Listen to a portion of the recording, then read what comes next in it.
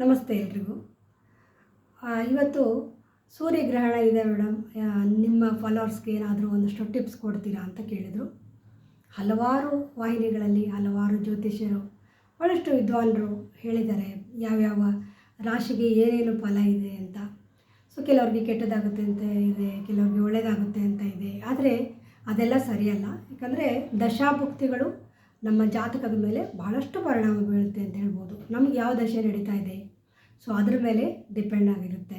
ಹಾಗಾಗಿ ಪ್ರತಿಯೊಬ್ಬರು ಅವ್ರವ್ರ ಜಾತಕಗಳನ್ನ ವಿಮರ್ಶೆ ಮಾಡಿಕೊಂಡ್ರೆ ಒಳ್ಳೆಯದು. ಸೊ ಇಲ್ಲ ನಮಗೇನು ಜಾತಕನೇ ಗೊತ್ತಿಲ್ಲ ಮೇಡಮ್ ಹೇಗಿರಬೇಕು ಅಂತಂದರೆ, ಅಟ್ಲೀಸ್ಟ್ ಇವತ್ತಿಂದ ಸ್ಟಾರ್ಟ್ ಆಗ್ತಕ್ಕಂಥ ಈ ಗ್ರಹಣ ಏನೋ ಅಂತ ನಮ್ಮಲ್ಲಿ ಎಫೆಕ್ಟ್ ಇಲ್ಲ ಅಂದರೂ ಕೂಡ ಈ 17ನೇ ತಾರೀಕಿಂದ ಮಾರ್ಚ್ 17ನೇ ತಾರೀಕುವರೆಗೂ ಭಾಳಷ್ಟು ಅಗ್ನಿ ಅವಘಡಗಳಾಗುತ್ತೆ, ಭಾಳಷ್ಟು ಆಕ್ಸಿಡೆಂಟ್ಸ್ಗಳಾಗುತ್ತೆ. ಭಾಳಷ್ಟು ನೀವು ಸುದ್ದಿನ ಕೇಳ್ತೀರಾ, ಇಂಥಲ್ಲಿ ಬೆಂಕಿ ಅಪಘಾತ ಆಯಿತು, ಇಂಥಲ್ಲಿ ಇದಾಯಿತು, ಅರ್ಥಕ್ವಿಕ್ ಕೂಡ ಆಗುತ್ತೆ ಈ ಸಂದರ್ಭದಲ್ಲಿ. ಮತ್ತು ಭಾಳಷ್ಟು ಇದು ಒಂದು ತಿಂಗಳಲ್ಲಿ ಮತ್ತೊಬ್ಬ ಪ್ರಮುಖ ರಾಜಕಾರಣಿ ಕೂಡ ಡೆತ್ ಆಗ್ಬೋದು ಅಂತಲೂ ಕೂಡ ಸೈನ್ ಇದೆ.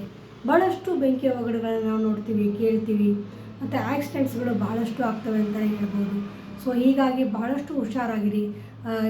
ಏರೋಪ್ಲೇನಲ್ಲಿ ಹೋಗೋಣ ಅಂತಲೂ ಕೂಡ ಸ್ವಲ್ಪ ಇದೊಂದು ತಿಂಗಳನ್ನ ಸ್ವಲ್ಪ ಮುಂದಕ್ಕೆ ಹಾಕ್ಕೊಂಡ್ರೆ ಒಳ್ಳೆಯದು ಅಂತ ಹೇಳ್ತೀವಿ. ಯಾಕಂದರೆ ಅಷ್ಟು ಚೆನ್ನಾಗಿಲ್ಲ. ಸೊ ಒಂದು ಮುಂದಿನ ತಿಂಗಳು 17ನೇ ತಾರೀಕು ನಂತರ ನೀವೆಲ್ಲಾದರೂ ಹೋಗೋದನ್ನು ಮಾಡಿಕೊಂಡ್ರೆ ಒಳ್ಳೆಯದು ಅಂತಲೇ ಹೇಳ್ಬೋದು.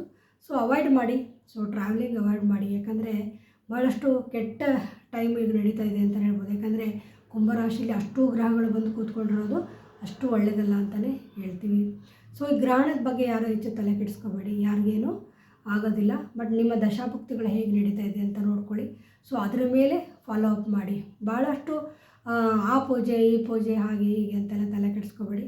ನಿಮ್ಮ ಕೈಯಲ್ಲಿ ಏನಾಗುತ್ತೋ ಅದನ್ನು ಮಾಡ್ತಾ ಬನ್ನಿ. ಹೆಚ್ಚಾಗಿ ನಾವು ಹೇಳೋದು ಈ 17ರಿಂದ ಮುಂದಿನ 17ನೇ ತಾರೀಕುವರೆಗೂ ನೀವು ಮಾರ್ಚ್ 17ರವರೆಗೂ ಹನುಮಾನ್ ಚಾಲೀಸನ ಜಾಸ್ತಿ ಓದಿ ಅಂತ ಹೇಳ್ತೀನಿ. ಅಥವಾ ಕೇಳಿ, ನಿಮಗೆ ಓದಲಿಕ್ಕಾಗೋದಿಲ್ಲ ಅಂದರೆ ಬೆಳಗ್ಗೆ ಮಧ್ಯಾಹ್ನ ಸಂಜೆ ಸ್ವಲ್ಪ ಯೂಟ್ಯೂಬಲ್ಲಿ ಬಂದೇ ಬರುತ್ತಲ್ವ, ಸೊ ನೀವು ಹಾಕ್ಕೊಂಡು ಕೇಳ್ತಾ ಇರ್ಬೋದು. ಅದನ್ನು ಕೇಳೋದ್ರಿಂದನೂ ಕೂಡ ಈ ಕೆಟ್ಟ ಘಟನೆಗಳು ನಡೆಯೋದು ಕಡಿಮೆ ಆಗುತ್ತೆ. ತುಂಬ ಚಿಕ್ಕ ಚಿಕ್ಕ ವಯಸ್ಸಿನ ಮಕ್ಕಳು ಆಕ್ಸಿಡೆಂಟಲ್ಲಿ ಸತ್ತೋಗ್ಬಿಡ್ತಾರೆ. ಸೊ ಅದು ಬಹಳಷ್ಟು ಹೆತ್ತ ತಂದೆ ತಾಯಿಗೆ ಬಹಳಷ್ಟು ನೋವು ಉಂಟು ಮಾಡುತ್ತೆ ಅಂತಲೇ ಹೇಳ್ಬೋದು. ಹಾಗಾಗಿ ಮಕ್ಕಳು ಕೂಡ ಹುಷಾರಾಗಿರಿ. ಲಾಂಗ್ ಡ್ರೈವ್ ಯಾರೂ ಹೋಗಬೇಡಿ.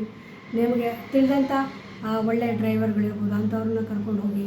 ಸೊ ಭಾಳಷ್ಟು ನೈಟ್ ಪ್ರಯಾಣನ ಅವಾಯ್ಡ್ ಮಾಡಿ ಅಂತಲೇ ಹೇಳ್ತೀವಿ. ಇದಿಷ್ಟು ನಿಮಗೆ ಪರಿಹಾರ ಮಾತ್ರನೇ. ಮತ್ತು ಅದು ಇದು ದಾನ ಕೊಡೋದು ಫಲ ಕೊಡೋದು ನಿಮ್ಮ ದಶಾಭುಕ್ತಿಗಳ ಮೇಲೆ ಡಿಪೆಂಡ್ ಆಗಿರುತ್ತೆ. ನಿಮ್ಮ ದಶೆ ಯಾವ್ದು ನಡೀತಾ ಇದೆ ಅಂತ ನೋಡ್ಕೊಳ್ಳಿ, ಅದ್ರ ಮೇಲೆ ನೀವು ದಾನಗಳನ್ನು ಮಾಡಿ ಪರಿಹಾರ ಮಾಡ್ಕೊಳ್ಳಿ. ಎಲ್ರಿಗೂ ಒಳ್ಳೆಯದಾಗಲಿ. ಶುಭಮಸ್ತು.